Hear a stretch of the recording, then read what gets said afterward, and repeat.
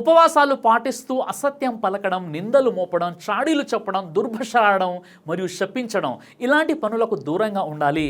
లేదంటే ఉదయం నుండి సాయంత్రం వరకు పస్తులు ఉండి కూడా దైవం దృష్టిలో మీరు ఉపవాసాలు లేనట్లే. ఉపవాసం అనేవి కేవలం కడుపు కోసం మాత్రమే కాదు, మనిషి పూర్తి ఇంద్రియాలకు ఉపవాసం అనేది ఉంటుంది. అతని కళ్ళకు, చెవులకు, నోటికి, నాలికకి, కాళ్ళకు, చేతులకు, మర్మాంగాలకు, మనస్సుకి కూడా మనిషిలో ఉండే ప్రతి అంగానికి ఉపవాసం అనేది ఉంటుంది. చెడు వినకూడదు, చెడు చూడకూడదు, చెడు మాట్లాడకూడదు, చెడు వైపునకు అడుగులు వేయకూడదు, చెడు గురించి మనస్సులో కూడా ఆలోచించకూడదు. ఉపవాసం ఉన్న సమయంలో ఈ ప్రతి చెడుకి కూడా మనం ఖచ్చితంగా దూరంగా ఉండాలి. దైవ ప్రవక్త ముహమ్మద్ సల్లల్లాహు అలైహి వసల్లం వారు ఇలా తెలియజేశారు, ఏ వ్యక్తి అయితే అసత్యం పలకడం, దానిపై ఆచరించడం త్యజించడో అలాంటి వ్యక్తి అన్నాపానీయాలు వదులుకోవడం అల్లాహకు ఏమాత్రం కూడా అవసరం లేదు. సహీ బుఖారీ హదీస్ నంబర్ 1903.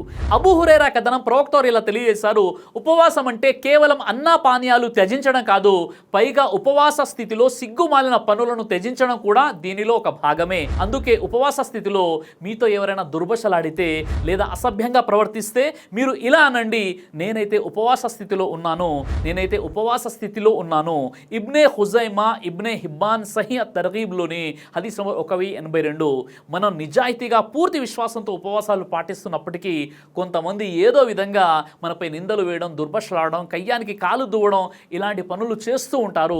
అలాంటి సందర్భంలో మనం మౌనంగా ఉంటూ నేను ఉపవాసాలు పాటిస్తున్నానని చెప్పాలి. అలా కాకుండా అతడు నన్ను తిట్టాడు కాబట్టి నేను అతను తిడతాను, అతడు కోపగించున్నాడు కాబట్టి నేను కూడా అతన్ని కోపగించుకుంటున్నాను, అతడు నాపై నిందలు మోపాడు కాబట్టి నేను కూడా అతనిపై నిందలు మోపుతాను అంటే అతనితో పాటు నీ ఉపవాసం కూడా భంగమైనట్లే.